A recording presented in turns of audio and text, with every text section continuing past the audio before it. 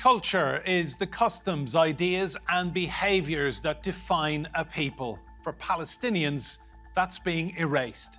So what happens to that collective identity as its culture disappears?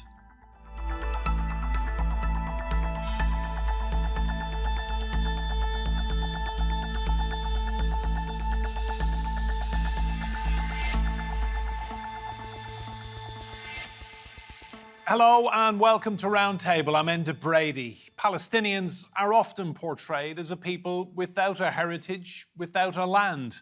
While the latter is increasingly true, there are artists, dancers, musicians, storytellers, architects and others not only preserving Palestinian culture, but also doing their utmost to share it with the rest of the world.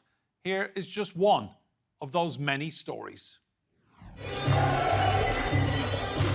No matter how much they try to displace us, this culture is a representation to our rootedness in the land.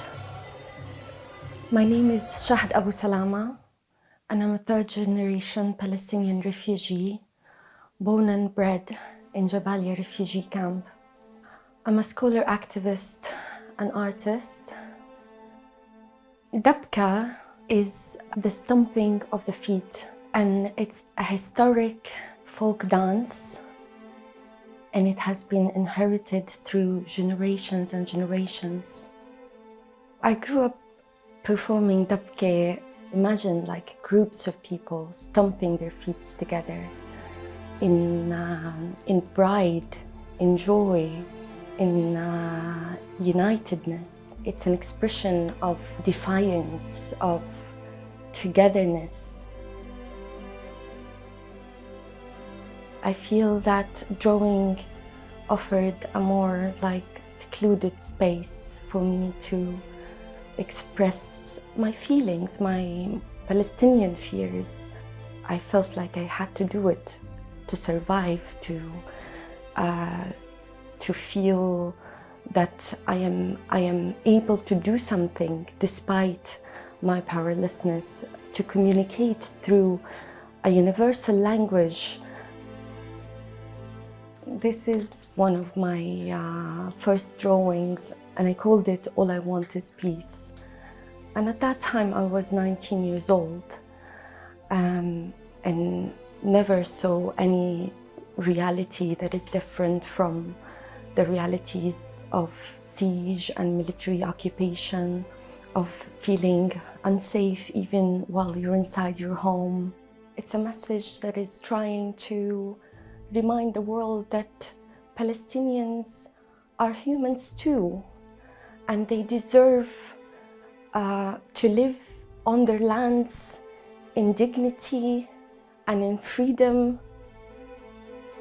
It is hard to separate the political from the personal in the Palestinian context, because the political shapes every facet of our lives. I'm hardly able to speak now because of suffocation, and I'm hardly able to do anything normal while my family continues to be trapped in Gaza, displaced and deprived, with no access to water, food, medicine, electricity, fuel. We should never give up on peace.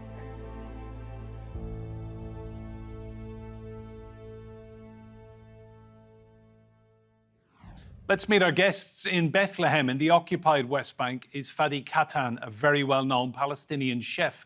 Here in the studio with me, Zain Al-Sharaf Wahbeh. She's a London-based architectural designer and researcher. And Selma Dabbagh, a British Palestinian writer of fiction. She's also a lawyer, and her novel, Out of It, was mainly set in a fictionalised Gaza. Selma, to you first of all, just tell me, how do you feel hearing those words that we've just heard? I mean, this is powerful stuff. It's heartbreaking to see what is happening to the Palestinian people. It's really heartbreaking, and I think the responses from across the world of people like feeling that sense of devastation, as has been seen in the demonstrations which have been taking place, that there's an emotional impulse that carries with words like this and a connection to what she was saying.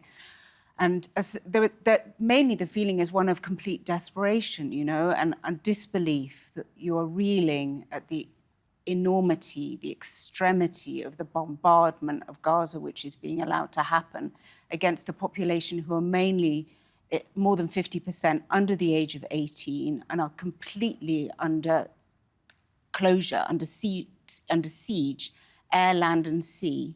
They have been under siege for like 16 years now, living in very difficult circumstances. There is a long tradition, a long cultural tradition in Gaza, which is being systematically destroyed, from the churches to the mosques, and then all of the buildings of civil infrastructure, so the hospitals, the schools, the facilities that UNRWA has built, UN staff, the targeting of journalists. It's a decimation of a culture that we're witnessing at the moment. And it's, you know, at a rate of 6,000 bombs being dropped every week into a tiny area of land, which is one of the most densely populated in the world. So how I'm feeling is like many people who are watching this, like you feel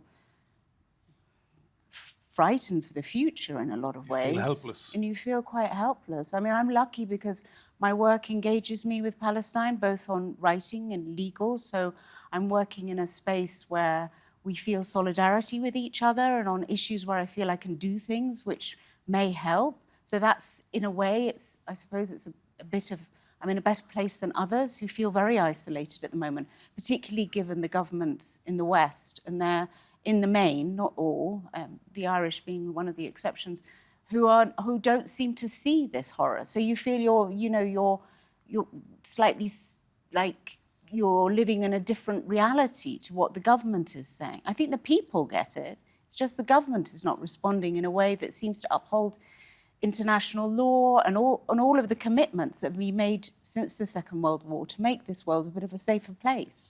Zain, I want to pick up on a phrase that Selma used there, a decimation of culture. I mean, that is what we're seeing, isn't it? They're inextricably linked. I mean, Selma put it very succinctly. Attacking not only civilian infrastructure, homes, hospitals, all types of institutions. There's a deeper destruction that takes place at the core, which targets, like Selma has mentioned, an attack on the cultural values that are upheld in these spaces. The cultural values and artistic expressions that permeate through the walls and the built infrastructure, the ones that civilians have prided themselves in. And then from an architectural standpoint, I can definitely say with conviction that the incessant bombardment of these institutions and buildings, they epitomize the most autocratic practice of spatial annihilation in Palestinian history. It's not just about delving into the destruction and the trauma that is caused by these attacks and the blatant disregard for human lives, children's lives, may I say, but it's more so the disregard for human safety, and also their, sorry, So it's okay, take your time. It's very difficult. Let's bring Fadi in. Absolutely. Yeah. Fadi, just talk to me how you feel in Bethlehem, seeing what's happening to your fellow Palestinians in Gaza and your culture, your history, and your heritage being wiped out. What's happening to my fellow Palestinians and my family in Gaza. I am in the same disbelief as all Palestinians and all people who actually have a heart. I'm shocked by this total, rampant devastation. It is... None of us, I think, can keep up with the rate of murder of people happening in Gaza since the 7th of October. Within a much larger context, it's been going on for 75 years. But in our lifetime, it is the worst that's happened to the Palestinians, because today we are at the massacring rate close to the Nakba, even beyond the Nakba. So I've not known this, and I don't have the tools to understand it. I don't think any of us have. The culture in Gaza, you know, in my field, in food, the most painful thing we can see is when people don't have food, when people don't have access to food security, when we've all seen these scenes of thirsty and hungry people. We used to pride ourselves in Palestine that our social construct was made in a way where even people who did not have access to money would always find food. And seeing that destruction of a core value of our society is something that and I've been saying it, and I think a lot of us have used this word, we've been changed since that attack on Gaza has started. I've never imagined I'll see a Palestinian that's hungry. I've never imagined that I'll see a Palestinian who won't be able to lean on his neighbor for a bit of food that day. And it's because they don't have a neighbor anymore, because the neighbor was massacred by the Israeli bombing. For me, you know, I have nightmares of thinking of how do these people that are fleeing and forced twice to flee now and 3 times, how can they even, you know, exercise what we exercise daily and we take for granted, which is turning a stove on and boiling a pot of water or frying an egg. I was talking a few days ago to somebody who was telling me that his children are just asking him for eggs. And I can't understand it. None of us, I think, can understand it. There's also been a systematic destruction of cultural centers in Gaza. The Showa Center, the French Cultural Center has been hit, the universities. We are in the field of culture, if I say, we're also already in a struggle of transmission, because our identity has been threatened for 75 years. It's been appropriated, it's been hijacked to try and disconnect our reality belonging to this land. And seeing that systematically being done in Gaza reminds me of the horrors of the Nakba, where Palestinian archives, Palestinian libraries, Palestinian private libraries were stolen systematically by, at the time, the Jewish terrorist organizations, the Haganah, the Palmach, etc. So what we're seeing in Gaza is simply a second Nakba. Thank you, Fadi. I want to read to you all a quote by the Gazan filmmaker and influencer Bisan Auda. She has a huge following online. This is what she said recently. The future is unknown, the present is destroyed, and the past is no longer our past. Can you imagine that they are doing all these things to destroy the depth of us? I mean, that sums it up, really, doesn't it? It can. I mean, it makes you realise, in a way, the systematic desire to destroy Palestinian culture. And it's, if we move back from October the 7th and don't just start there and we say, because somebody might look at what's happening in Gaza and say, well, look, there's carpet bombing going on, all these cultural centres are going to get destroyed, it's part of, you know, the nature of this particularly brutal warfare. But it's not. It's much bigger than that. It goes back, as Fadi says, and as Zain was saying, you know, it's a destruction of archives, which are not just in Palestine. The PLO archives in Beirut in 1982 were disappeared during the 82 siege of Lebanon, all of the film archives. We have no photographs showing the Nakba, very few, showing the expulsion of the Palestinian people. There's also been an eradication of the villages of Palestine, a physical eradication. So you've got 500 spaces which have gone. You have, and then you have all the attacks which have been systematic against artists on a very personal level, against conservatories, which another one was bombed in the 2014 violence, attack on Gaza. You have, and then you have the closure of Palestinian space even on the internet. So an influencer like her, Bisan, she's probably facing shadow banning. She could have her, you know, her content removed. There could be algorithms that work against her, so she can't even get out into the media space. This is another war which is not even against the country. It's against these huge companies like, you know, like Meta. They're countries who are making very, very political decisions through how their algorithms are set.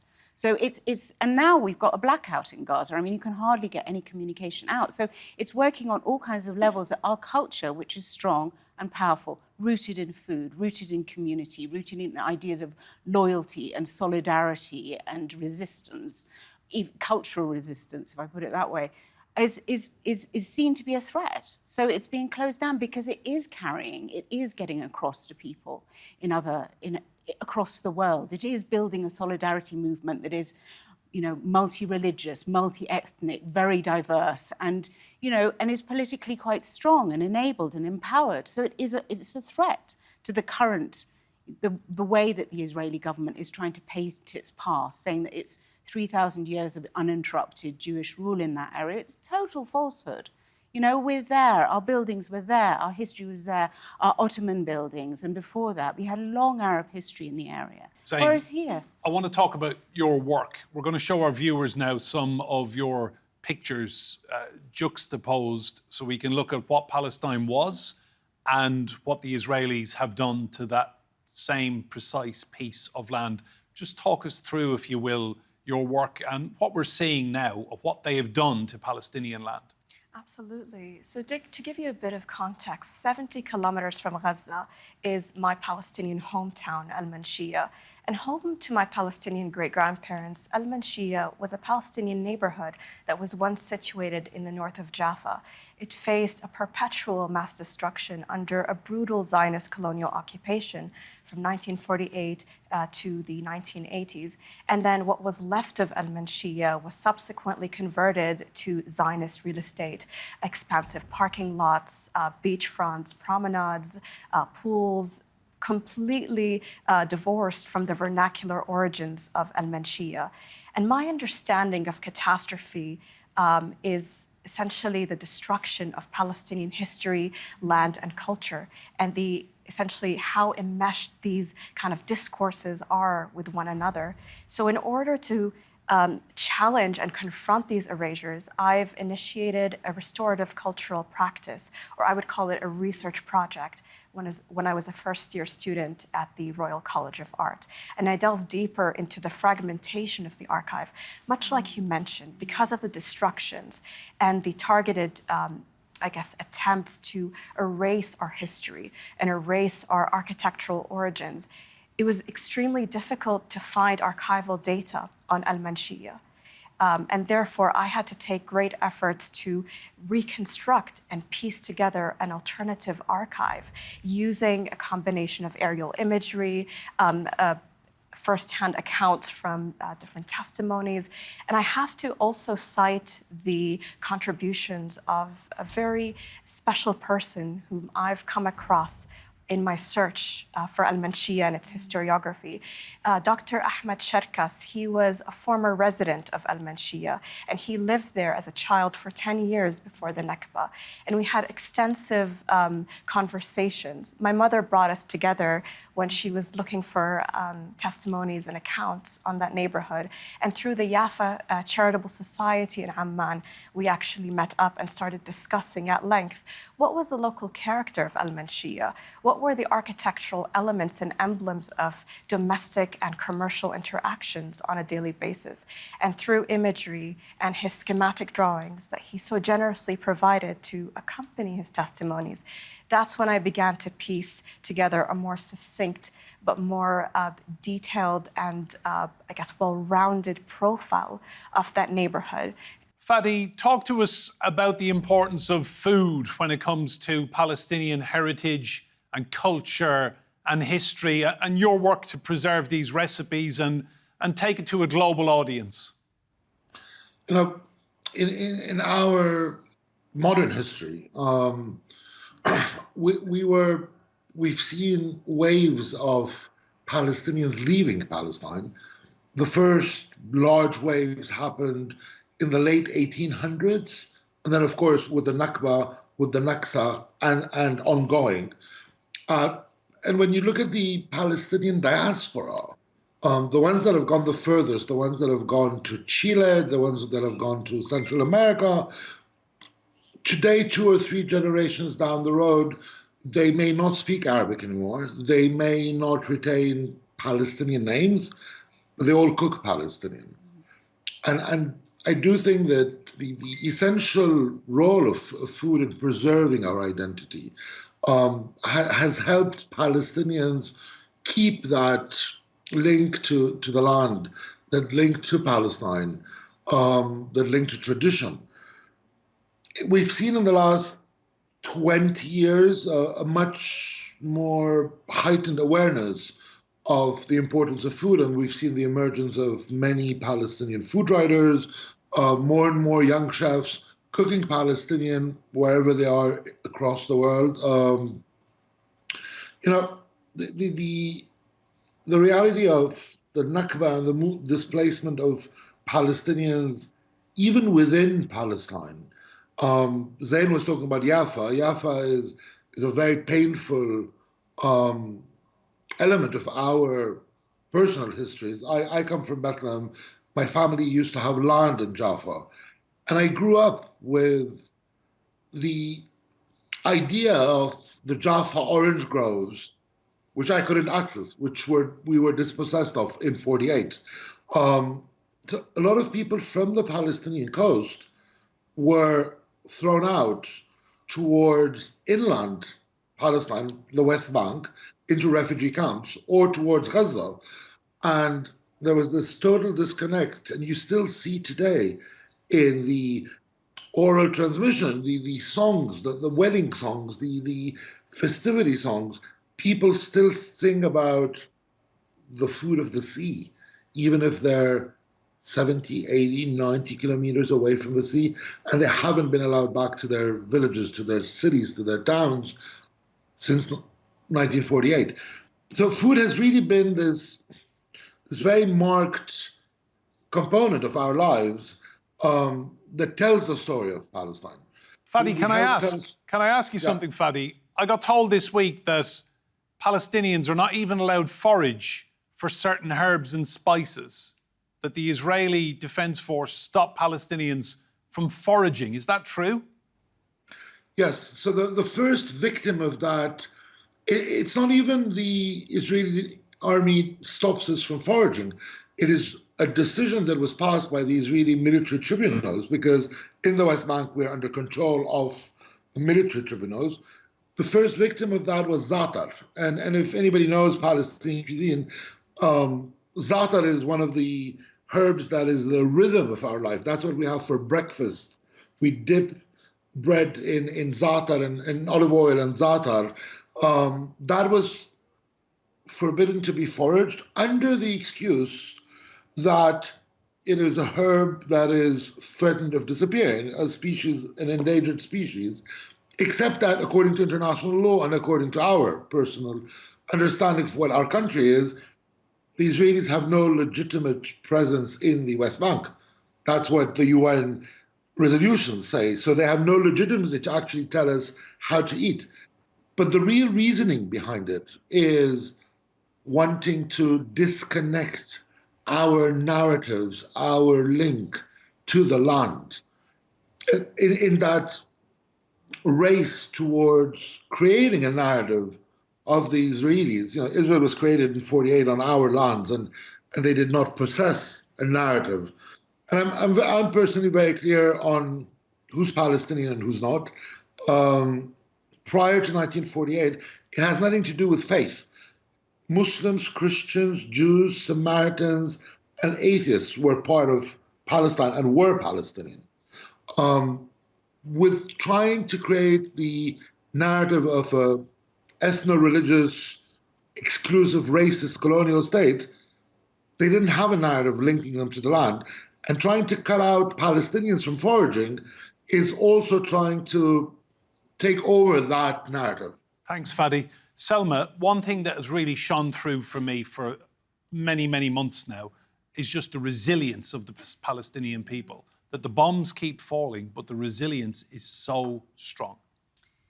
Yeah, well, I mean, you see that in some accounts, particularly some of these journalists, these young journalists, like Mutaz Azaiza, like they're going around, they're functioning in they're young, they're kids, a lot of them, and they're functioning in these really difficult circumstances. And they're still reporting, they're keeping going. But it's too much, you know. The assault on people. I went to a reading the other night called the Gaza Monologues, where it was a Gazan writer, and these actors were just, reading his diary accounts or the accounts he was sending out, which went through this, the month or so, and you can feel the spirit of him being broken slowly throughout, week by week, as certain things become less and less available, and the ability to communicate gets cut, the ability to have food. People left their houses thinking it was summer and they would be gone for 2 days until the bombing stopped. So they've taken they don't have any warm clothes.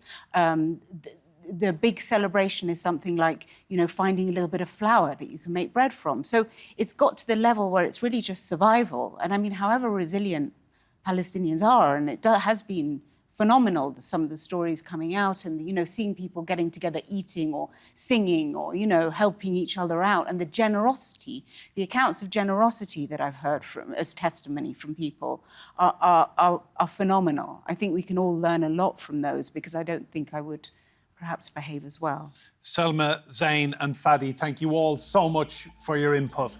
Remember, you can see more discussion and debate on our YouTube channel. Search for Roundtable TRT World. But from now, from me and Brady and all of the team here, goodbye and thank you for watching.